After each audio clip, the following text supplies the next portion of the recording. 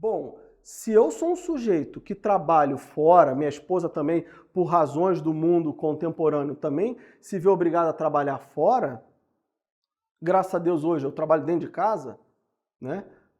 Mundo online, tô conseguindo trabalhar em casa. Mas, até uns anos atrás, isso não era possível. Eu trabalhava fora, minha esposa ficava em casa, a gente tentava fazer do melhor modo possível. E ela trabalhava em casa, mas dando aula fora. E aí, como é que você faz? Então, eu sei que, dependendo do caso, eu vou ter que resolver de outro modo. Se eu não consigo fazer, o que diz o princípio da subsidiariedade, então, que eu falei? O assunto deve ser tratado no nível mais próximo possível àqueles afetados. Se eu não estou conseguindo dar conta, eu não vou direto procurar prefeito, não é verdade? Falar assim, me dá escola, não é assim? Me dá escola gratuita, pública de qualidade, não é isso? Público, gratuito de qualidade. O que é uma falácia tremenda, todo mundo sabe. Mas assim, nesse caso, não é essa instância que eu tenho que procurar no primeiro momento. E eu vou falar da minha experiência bem atual, atualíssima, na verdade. Eu tenho alunos, atualmente, em que as famílias, não se vendo capazes de dar as aulas necessárias naquele nível que os alunos estão necessitados, o que essas famílias fizeram? Elas se reuniram e falaram, Rodolfo, você pode dar aula para os nossos filhos de ensino fundamental e ensino médio? Posso. E eles me contratam. Eles se reuniram, eu tenho um valor lá de hora de trabalho, blá, blá, blá. Falou, esse é o valor.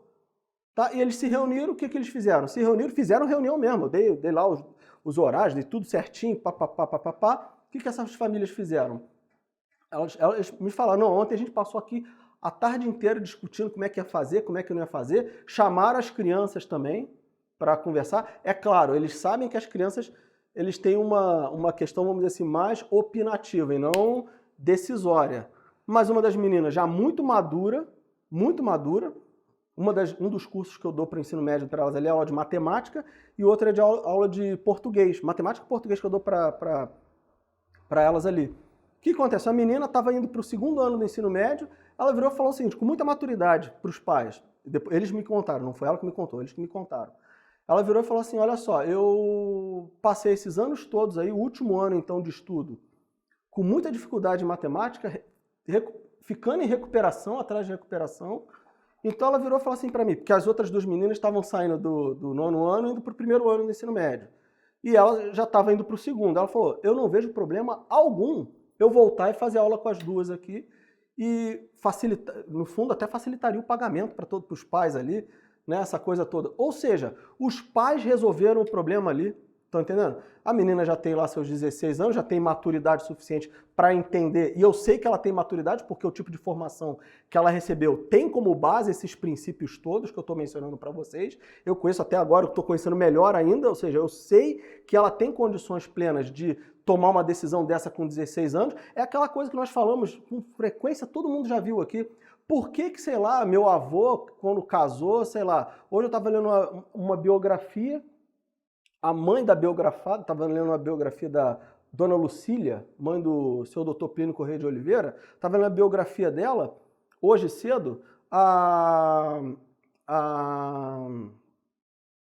mãe dela casou com 13 anos, Dona Gabriela, 13 anos. Essas histórias que nós escutamos com frequência, porque minha avó casou com 13, Nossa Senhora casou com 13, não é assim, foi mãe adolescente. Por que isso não acontece? Por justamente nós não estarmos formando as crianças, os jovens, dentro dessa mentalidade, vamos dizer assim, de responsabilidade por aquilo que é dele na menor instância possível. A gente já quer logo delegar diretamente para as instâncias superiores aquilo que deveria ser uma questão da criança, estou falando criança mesmo, que tem que ser responsável por aquilo que ela está fazendo. O problema é que as pessoas esqueceram desse tipo de coisa. E é claro, pessoal, sou pai de 3 crianças, 2 estão aqui.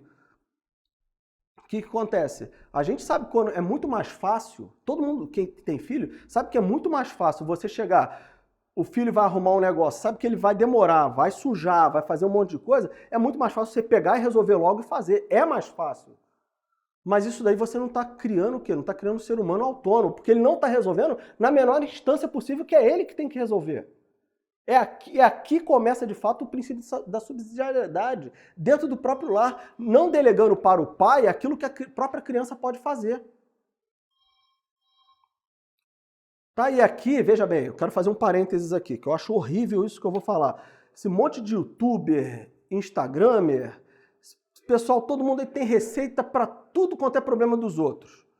Mas ninguém sabe o que está acontecendo lá na própria casa, tá entendendo? Porque às vezes o cara paga, não, porque tem que fazer isso, seu filho, tire as telas do seu filho, não deixe não sei o que, não sei qual, mas ninguém sabe o que está acontecendo lá concretamente. Tá? Se a pessoa de repente tem um batalhão de empregados, que aí ele, de fato, se tem um batalhão de empregados, fica fácil cuidar das crianças. E aí todo mundo fica baixando regra de como tem que fazer, e aí você gera mães, eu faço parte de grupo de WhatsApp de mães homeschoolers, e não só isso, depois você vê também, por exemplo, nas redes sociais mesmo, um monte de gente carente. Por quê? Porque os caras conseguiram colocar na cabeça das pessoas que elas são incapazes de cuidar dos próprios filhos. Isso é impressionante, né? E eu estou falando isso aqui justamente para falar o seguinte, olha, eu não estou aqui para baixar regra para a vida de ninguém. É isso que eu estou falando logo de cara. Não quero ficar assim, você deve cuidar do seu filho assim, assim, assado. Esse aqui, tire as telas, faça isso, faça aquilo. O meu objetivo na minha vida não é dizer como os outros devem fazer com as vidas deles. Não é isso. Eu já tenho a minha para cuidar, que é difícil pra caramba, não vou querer ficar dando recado para os outros, como é que tem que fazer? Isso não estou fazendo isso. Eu estou querendo falar repito, a partir da minha experiência, o que eu acho que deve ser feito para nós criarmos comunidades fortes.